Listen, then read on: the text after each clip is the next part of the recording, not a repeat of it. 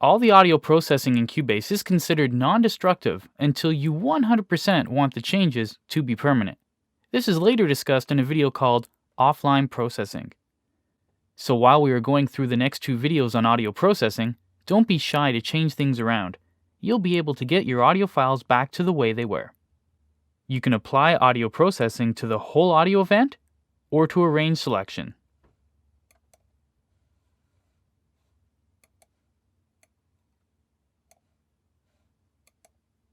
You can even apply the same audio processing to audio files in the pool.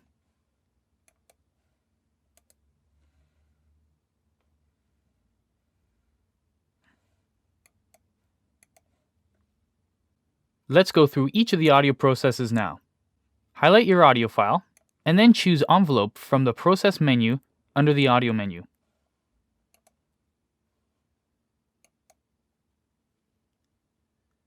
This is very similar to the Fade and Crossfade dialog boxes. You can draw in some very interesting curves, and then hit the Preview button.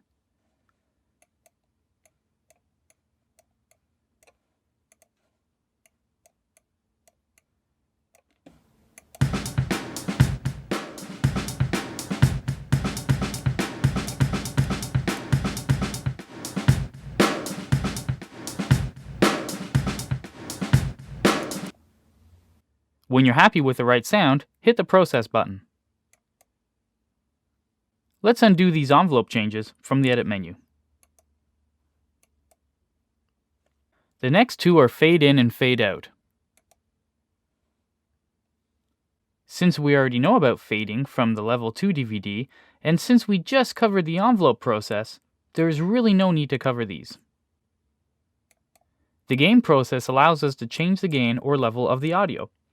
Press the Preview button and you can hear the gain change as you move the slider.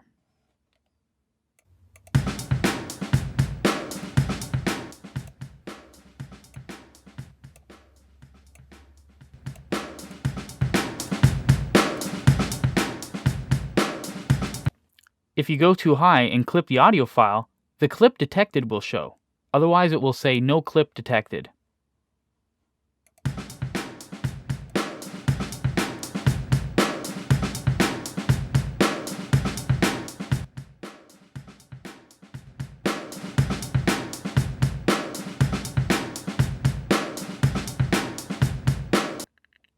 This process has a More button. You'll see this often with processes. The More button here allows us to pre-crossfade and post-crossfade the effect. This means that you can gradually mix the effect in or out. This works really well when you make a selection with the range selection tool. And you can see it's measured in milliseconds.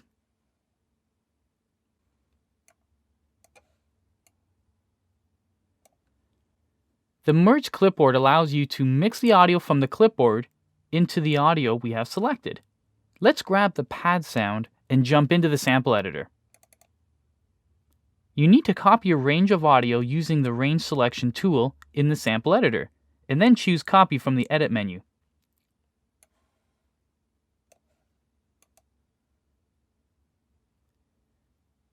This places the range into the clipboard.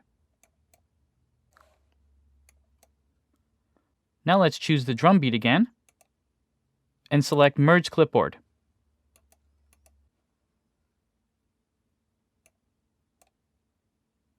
Press the Preview button and begin hearing the mix and adjust the fader. You can hear the original sound and the copied sound.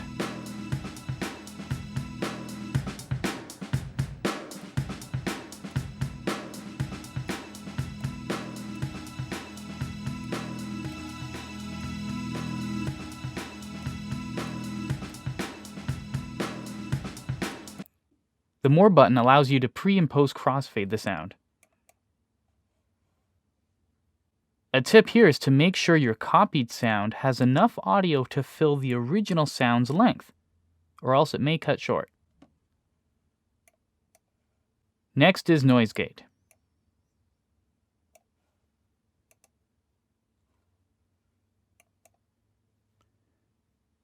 This one is cool. It scans the audio and finds the weaker volumes and replaces it with silence. Press the Preview button and change the values by holding down Alt. This pops up a slider to make things go quicker.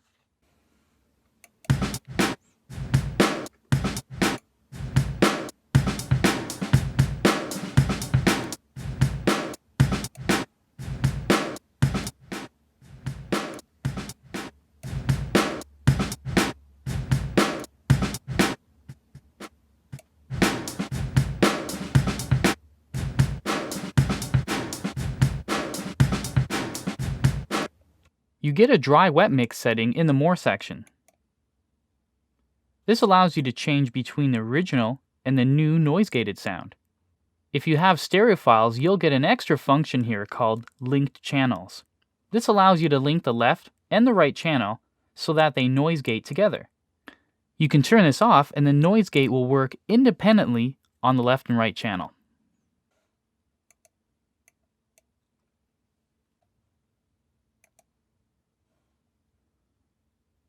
Normalize raises the audio file as high as it can go without clipping. If the audio file is already normalized to 0, then trying to normalize again to 0 will make no change. You can use this as a gain change if you lower the normalized level. You probably won't do this, seeing as it defeats the purpose.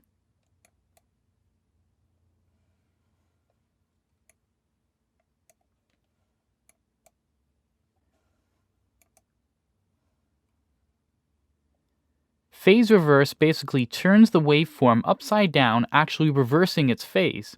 If you have a stereo audio file, a dialog box will pop up allowing you to specify which channels should be phase reversed, otherwise no dialog box will pop up and the audio file will be phase reversed.